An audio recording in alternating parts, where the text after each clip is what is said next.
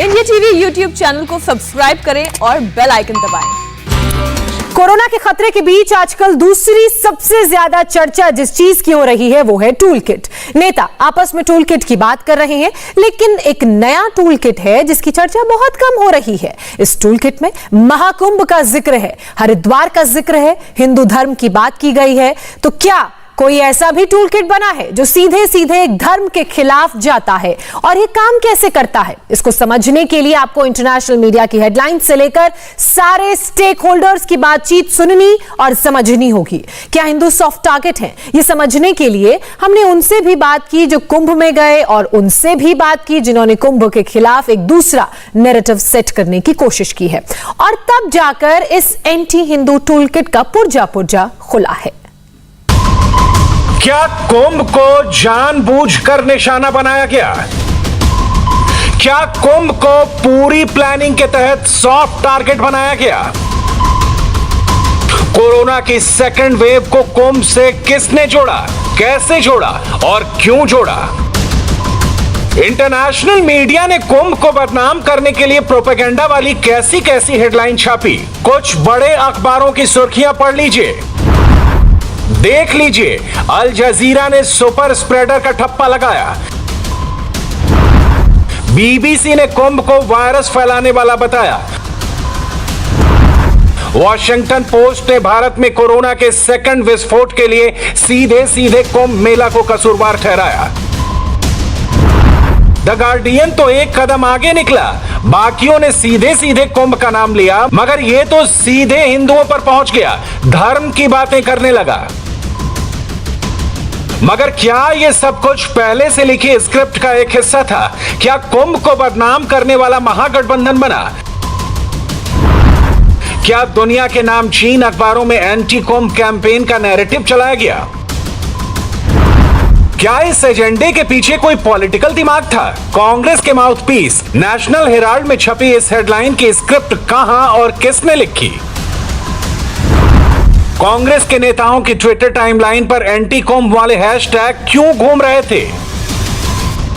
और सबसे बड़ी बात कि क्या यह महज संजोग था या कोई बहुत बड़ा प्रयोग था जिसके तहत बाकायदा एक टूल किट में कुंभ का जिक्र हुआ, बार बार सुपर स्प्रेडर कुंभ वाले मैसेज फैलाए गए, सेम टू सेम टेक्स्ट हर मोबाइल पर पहुंचाए गए, इंटरनेशनल जर्नलिस्ट से साठ गांठ की बात कही गई।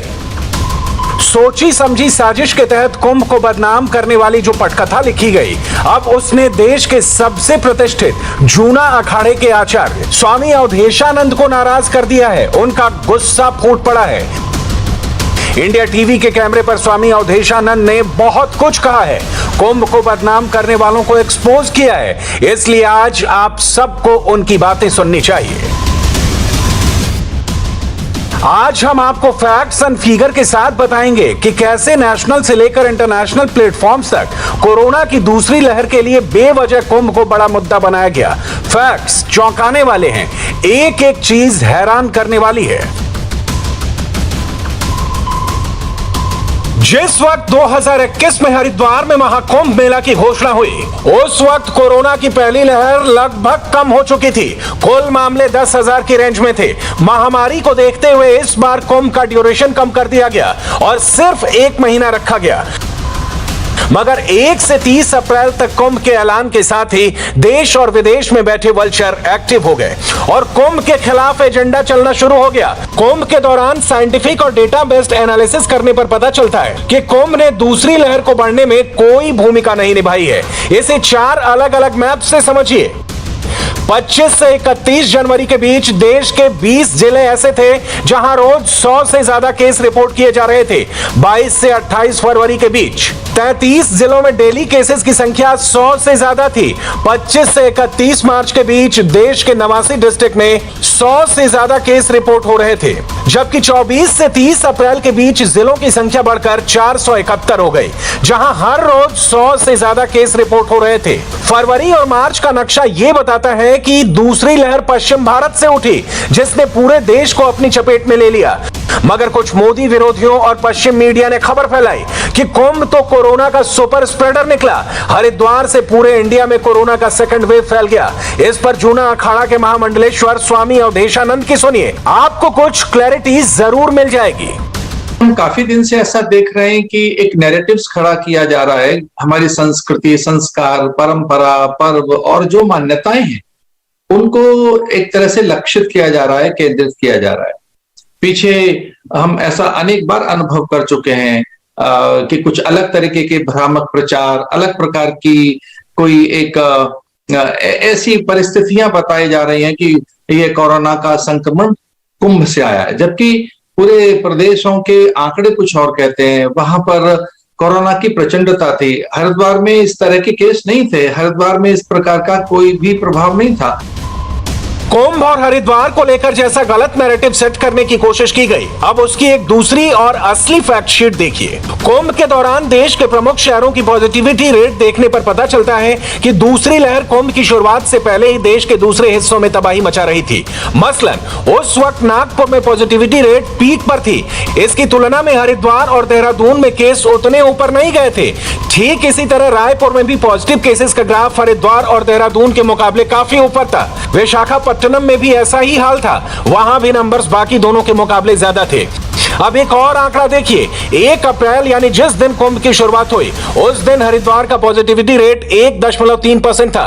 12 अप्रैल को 35 लाख श्रद्धालुओं ने शाही स्नान किया। 14 अप्रैल को 14 लाख श्रद्धालु इकट्ठा हुए। इसके 3 हफ्तों यानी 2 शाही स्नान के बाद 22 अप्रैल को हरिद्वार का पॉजिटिविटी रेट 3.5% था। ध्यान देने वाली बात है कि कुंभ शुरू होने के बाद हरिद्वार में पॉजिटिविटी रेट बढ़ा जरूर, लेकिन वो सेफ लिमिट के भीतर थी और इस सेफ लिमिट का पैमाना है 5% या उससे कम। मगर ये फैक्ट दुनिया से छिपा लिया गया। ना तो विदेशी मीडिया ने हेडलाइन बनाई और ना ही मोदी विरोधियों ने इसे आप तक पहुंचाया। जानते हैं क्यों?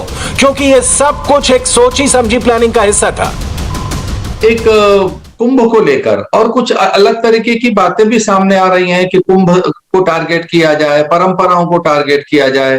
पिछले दिनों हमने देखा टाइम मैगजीन में किस तरह से लाशें दिखाई गई, किस तरह से अफरा तफरी दिखाई जा रही है। तो एक सुनियोजित ढंग से एक भ्रामक प्रचार, एक दुष्प्रचार, एक अलग रणनीति के साथ में हमारे जो मान बिंदु हैं, जो हमारी परंपराएं हैं, विशेषकर जैसे कुंभ है। कुंभ तो एक मानवता की एक प्रकार से धरोहर है। संयुक्त राष्ट्र संघ की संस्था यूनेस्को ने इसे इंटेंजिबल हेरिटेज डिक्लेयर किया है। पर जिस ढंग से टूल किट के माध्यम से अन्य और जिस तरह के षड्यंत्र अब दिखाई दे रहे हैं, ऐसा लग रहा है पूरे विश्व में, विश्व पटल पर हिंदू धर्म संस्कृति, उसके मूल्य जो वसुधैव कुटुंबकम की बात कहते हैं, जो विश्व को एक परिवार मानते हैं, आत्मवत् सर्वभूतेषु, सभी प्राणी हमारे हैं, इस प्रकार से जो सभी के सम्मान, स्वाभिमान, निजता और अधिकारों की रक्षा की बात कहते हैं। अरे हिंदू धर्म संस्कृति के मर्म को तो पहचानो। एक फैक्ट ये भी है कि कुंभ के दौरान वायरस न फैले, इसके लिए कड़े नियम पहले से रेडी थे। तीर्थ यात्रियों का रजिस्ट्रेशन जरूरी था। पिछले 72 घंटों में लिया गया नेगेटिव RT-PCR टेस्ट जरूरी था। 2000 वॉलंटियर्स तैनात किए गए। कुंभ में जुटे सभी फ्रंट लाइन वर्कर्स को टीका लगाया गया। भीड़ इकट्ठी ना हो, इसका ख्याल रखा गया। मेला वाले क्षेत्र में रैंडम टेस्ट किए गए। करीब 10 लाख टेस्ट किए गए। इसी का नतीजा था कि पहले के मुकाबले कम भीड़ इकट्ठा हुई। 14 अप्रैल को महासंक्रांति पर हुए शाही स्नान में सिर्फ 13,50,000 श्रद्धालुओं ने डुबकी लगाई, जबकि 2010 में हुए शाही स्नान में यह संख्या 13 गुना ज्यादा यानी 1,80,00,000 से ज्यादा थी। यानी कोविड एप्रोप्रिएट बिहेवियर का पूरा ख्याल रखा गया। मगर दूसरे राज्यों में जब कोरोना की रफ्तार तेजी से बढ़ी तो प्रधानमंत्री ने सीधे स्वामी अवधेशानंद गिरी को फोन मिलाया। मोदी ने 2 शाही स्नान के बाद कुंभ को प्रतीकात्मक रखने की सलाह दी, जिसके जवाब में समय से पहले ही कुंभ के समापन का फैसला ले लिया गया। मगर देश और विदेश में यह खबर सुर्खियां नहीं बनी, बल्कि इसके उलट यही फैलाया गया कि कुंभ की वजह से ही भारत में कोरोना का दूसरा विस्फोट हुआ है और इसके लिए अपनी सुविधा के मुताबिक एडिट करके वीडियो भी फैलाए गए, तस्वीरें भी शेयर की गई। हम लोगों ने जिस तरह की भीड़ हमारे यहाँ आती है वैसी नहीं आई थी। कुछ विजुअल्स ऐसे हैं जिनमें भीड़ दिखाई दे रही है, स्वाभाविक है। इन विजुअल्स में जो मैं भी देख रहा हूं, इनमें कुछ भीड़ दिखाई दे रही है। लेकिन जैसे ही माननीय प्रधानमंत्री जी ने ये बात की और हमको भी लगा कि कोरोना का कोई प्रभाव बड़ा हो सकता है, तो माननीय प्रधानमंत्री जी के आह्वान पर हमने 3-4 घंटे में ही कुंभ को विसर्जित कर दिया। एक बड़ी विराटता, एक बड़ी व्यापकता, जो एक विश्वव्यापी एक बड़ा आयोजन, उसको कुछ ही घंटों में समर्पित कर दिया गया, विसर्जित कर दिया गया। माननीय प्रधानमंत्री जी का जब फोन आया तो हम सब संतों ने इस प्रकार का एक मानस बनाकर कुछ ही घंटों में उसकी एक प्रकार से विसर्जना कर दी। मैं निवेदन ये करना चाहता हूं, कुछ खास विजुअल दिखाकर और कुछ दृश्य दिखाकर ये न बताया जाए कि यहां से कोरोना का संक्रमण फैला। इन फेक नैरेटिव के बीच कुंभ के नाम पर फेक न्यूज भी जमकर फैलाए गए। मसलन इस खबर को देखिए, सरकार के हवाले से यह चलाया गया कि कुंभ मेला कोरोना का सुपर स्प्रेडर इवेंट बनता जा रहा है, एसओपी फॉलो नहीं की जा रही है। इसके जवाब में बाद में खुद हेल्थ मिनिस्ट्री को सामने आकर इस खबर पर फेक न्यूज का सर्टिफिकेट देना पड़ा। फेक न्यूज ही नहीं, कुंभ के नाम पर टूल किट के बहाने हिंदुओं पर सियासी हमले किए गए। मोदी को घेरने के लिए जानबूझकर सुपर स्प्रेडर कुंभ वाला हैशटैग घुमाया गया। दिल्ली से लेकर अमेरिका तक इसका ढिंढोरा पीटा गया और इस दौरान पॉलिटिकल बयानबाजी भी हुई। मसलन 17 अप्रैल को मुंबई के मेयर ने क्या कहा, ये सुनिए। इन्होंने कैमरे पर कहा कि कुंभ से लौटे श्रद्धालु कोरोना का प्रसाद लेकर लौटेंगे। मुझे अभी पता नहीं है कौन गए हैं, कौन आ रहे हैं, कुछ भी पता नहीं है। लेकिन यही जैसा लास्ट दिल्ली में जो कार्यक्रम हुआ अपना मुस्लिम बांधवों का 27 लोग आने के बाद जो बढ़ गया, वैसे भी आज भी हर राज्य में ये लोग प्रसाद जैसा कोरोना बांटेंगे और बहुत ही हर राज्य इफेक्ट होगा। इसीलिए पंतप्रधान सम्माननीय मोदी सर ने जो ट्वीट किया है वो सही किया है, बंद होना चाहिए। वैसे कुंभ के नाम पर यह सियासत अभी रुकी नहीं है। कांग्रेस पार्टी के नेता पहले दिन से कुंभ के खिलाफ नैरेटिव चलाकर मोदी पर अटैक कर रहे हैं और कुंभ का नाम अभी भी इनकी जुबान पर अटका हुआ है। कुल मिला के इस महामारी के दौर में गंदी राजनीति करना, ये मैं समझता हूं बिल्कुल अनुचित है। पब्लिक के सामने एक्सपोज भी हो रहे हैं। आप ये बताइए, इसका जवाब कौन देगा कि 40 लाख लोगों को कुंभ में जाने की इजाजत किसने दी? ये लोग गांव में लौट के आए और ये महामारी गांव में फैली, कौन जिम्मेदार है इसका? क्या पूछना चाहते हैं बीजेपी के लोग? ये गंदी राजनीति करने का वक्त नहीं है। आज गांव गांव में जो संक्रमण फैला है, वो 40 लाख लोग कुंभ में गए, वो गांव में लौट के गए, तो वो गांव में फैल गया। इन हेडलाइंस और लीक हुए टूल किट ने एंटी कुंभ नैरेटिव चलाने वालों को एक्सपोज कर दिया है और जो लोग अभी भी कुंभ को बदनाम करने वाली पटकथा लिख रहे हैं, उन्हें स्वामी अवधेशानंद गिरी की ये सलाह सुन लेनी चाहिए। मुझे ये बात कहना है कि पॉलिटिकली वो कुछ करें, अपनी राजनीतिक महत्वाकांक्षाओं की राजनीतिक प्रायोरिटियां पूर्ति करें। हमें किसी राजनीतिक दल की महत्वाकांक्षा की पूर्ति पर कोई आपत्ति नहीं है, लेकिन 130 करोड़ लोगों का अपमान तो न करें। भारतीय परंपराओं को तो एक प्रकार से दुष्प्रचारित न करें। राजनीतिक कोई महत्वाकांक्षाएं, राजनीतिक अगर किसी को अपना उत्साहवर्धन करना है, राजनीतिक दृष्टि से किसी को अपने अस्तित्व की रक्षा करनी है, तो वो जरूर की जाए, पर उसके लिए कुंभ जैसी चीज को केंद्रित न करें।